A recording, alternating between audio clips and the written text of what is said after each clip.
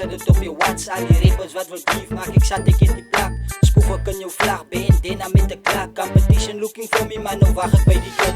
Maar was mijn competitie, is niemand in mijn positie. Het was niet mijn bedoeling om Fabrice om het te dissie. Smurf wees mij doen het en toen doen ik het.